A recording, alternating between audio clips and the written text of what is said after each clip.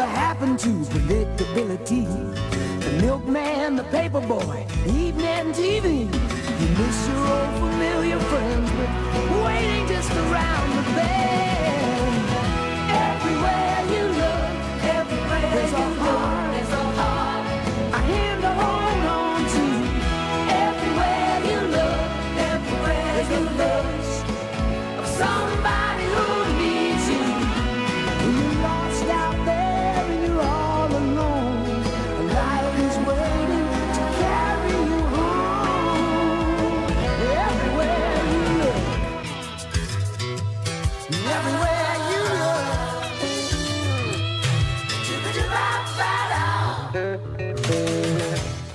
This week, across all English classes, students are participating in the in-class Poetry Out Loud competitions. That's right, and I recently just did a story on it.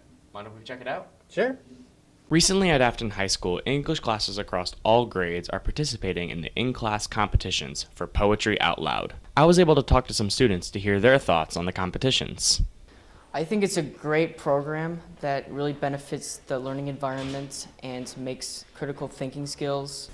In the moment, it's kind of stressful because just memorizing stuff alone is like, but just getting up there and doing it is definitely better than regular like school activities. It's more diverse. I was also able to interview Mr. Kozak, the head of the Affton High School Poetry Out Loud competitions. Part of it is we have students who are natural performers and they want to perform in any way possible, and this is another chance to perform.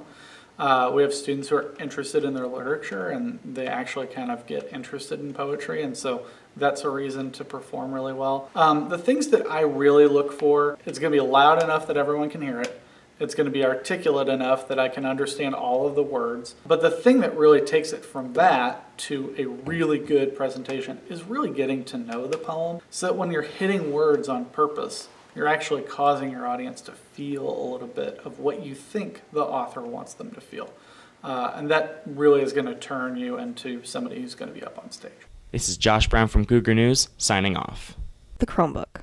Our Chromebooks have helped our school transition into the modern age. That teachers expect students to have their Chromebook charged, and it's very frustrating to start a lesson that requires a Chromebook and students to not have them charged. I mean, if it's an honest mistake, we do have loaners generally. If a student leaves a cell phone, we can give them a loaner for the period they need it. So there are options available. I think the number one solution would be to find the cord. Cords can be purchased. A replacement cord can be purchased for $25. I also spoke with 2 students to get a brief idea about this concern. I do use it every day. Like, I also use it at home too. It takes about like a day for me to use the entire battery life. I use my Chromebook every day, at least a couple hours a day. I charge it every night before I go to bed.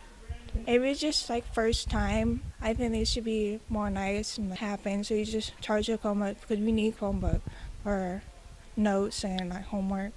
But a person who doesn't charge their Chromebook a lot, the teacher should be more stricter to them and say it's their responsibility to charge it.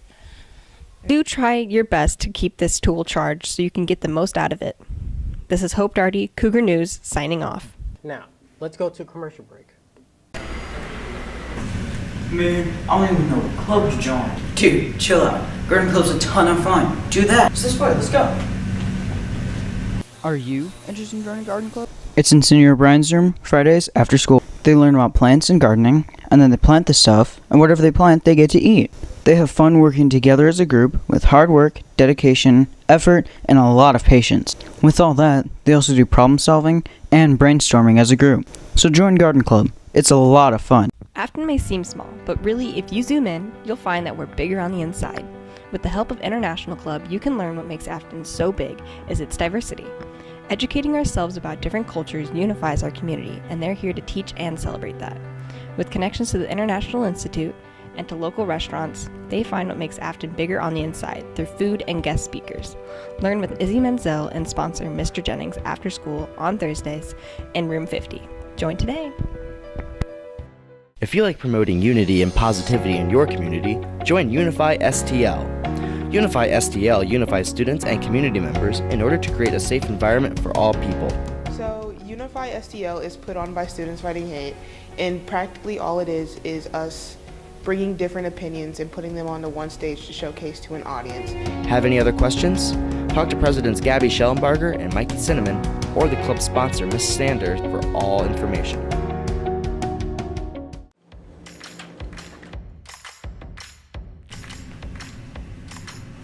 Hey, you. Me? You want to join TV production? I don't know. Come on, you'll learn so much. Like what? You'll learn to record and edit video. And you'll learn how to meet deadlines and work with a great team. Yeah, that sounds fun. I'll be right there.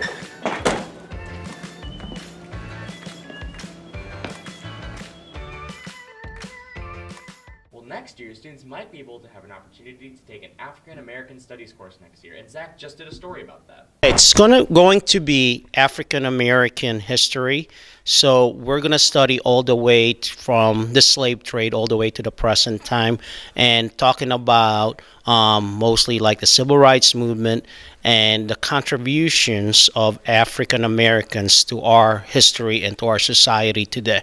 Thank you for all your time. This is Dr. Lay, signing off. Hey Josh, do we have any emergency drills today? I have no idea, but isn't that the point, and you're not supposed to know when it's going to happen? Well, Will just did a story about that very question. Let's watch it.